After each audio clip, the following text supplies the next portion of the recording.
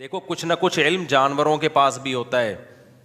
شہد کی مکھی کے پاس بھی ایک علم ہے, مرغیوں کے پاس بھی ایک علم ہے, شیر کے پاس بھی ایک علم ہے, مچھر کے پاس تو ایسا میڈیکل سائنس کا علم ہے نا, وہ تو پہلے بیٹھ کے پہلے کیا کرتا ہے, ایک ٹیکا لگائے گا, سن کرے گا اس جگہ کو, تاکہ اس سے بڑا جب ٹیکا لگے تو بندے کو پتہ ہی نہ چلے. اس کو پتا ہے اگر میں نے ڈائریکٹ خون چوسنا شروع کر دیا تو یہ انسان میرا خون پہلے چوس لے گا, کیونکہ اتنی زور سے انجیکشن گھونپتا ہے, وہ سرنج داخل کرتا ہے, تو یہ اس کو پتا ہے کہ یہ مجھے رکھ کے چماٹ لگائے گا, تو پہلے وہ ایک کیمیکل چھوڑتا ہے اس جگہ کو سن کر دیتا ہے تاکہ چیخ نہ مارے, یہ اس کو پتہ ہی نہ چلے. پھر اس کے بعد کیا کرتا ہے, انجیکشن لگا کے خون چوستا ہے. وہ کتنی نالج ہے یا نہیں ہے اس کے پاس. پھر وہ جب خون چوس کے موٹا کپا ہو جاتا ہے, اڑ جاتا ہے, اڑنے کے بعد ہمیں کھجلی ہوتی ہے, وہ بھی اس کی سوئی کی نہیں ہوتی, وہ جو کیمیکل اس نے چھوڑا ہوتا ہے نا سن کرنے والا, اس کی کھجلی ہو رہی ہوتی ہے, ہمیں خارش ہو رہی ہوتی. کتنی زبردست نالج دی نا اللہ نے مچھر کو.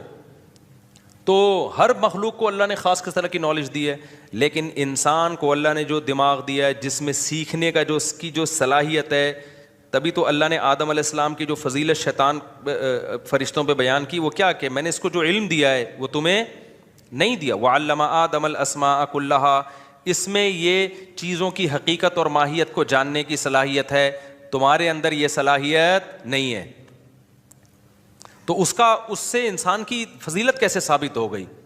فضیلت ایسے ثابت ہو گئی کہ اب یہ اپنی کھوپڑی استعمال کرے گا, پھر یہ کھوپڑی استعمال کر کے صحیح اور غلط کا فیصلہ کرے گا,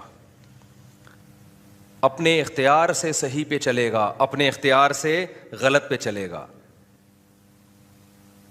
کچھ خواہشات کو خدا بنا لیں گے, کچھ عقل استعمال کریں گے اور خواہشات کو اپنی زندگی سے نکال دیں گے. کہیں گے بھائی یہ خواہشات جائز خواہشات پوری کرو, حرام کی طرف مت جاؤ. دیکھو فرشتوں کو بھی اللہ نے عقل دی ہے, لیکن فرشتوں میں اللہ نے خواہشات نہیں رکھیں, تبھی فرشتوں کی آزمائش نہیں ہے, اور اس طرح سے سیکھنے کی ان میں صلاحیت بھی نہیں رکھی جیسی انسان میں رکھی ہے. تو ان میں خواہشات ہی نہیں ہیں. اللہ نے ان کو جو حکم دے دیا نا وہ اس حکم پر چلتے چلے جاتے ہیں. کوئی فرشتہ اگر نماز پڑھ رہا ہے تو نماز پڑھتا رہے گا, کبھی اس کی بیوی کا فون نہیں آئے گا کہ کچھ اور بھی کر لو, ہے بھائی. کوئی اس کو پیچھے سے اس کی وائف تنگ نہیں کرے گی کہ بھائی انڈے لیتے آؤ, دہی لیتے آؤ ایک پاؤ جب گھر آؤ گے. ہم جب نماز کی نیت باندھتے ہیں تو ایک دم فون اگر سائلنٹ پہ کیا ہو تو وائبریشن کرنا شروع کر دیتا ہے. آدمی کو ٹینشن ہوتی ہے پتہ نہیں کیا ہو گیا, پھر فون اٹھا کے دیکھا تو گھر سے میسج آیا ہوا ہوتا ہے, فلاں کو بولو یہ لے آئے یا یہ لے آؤ. 20 قسم کے مسائل انسان کے ساتھ کیوں لگے ہیں؟ انسان کو بہت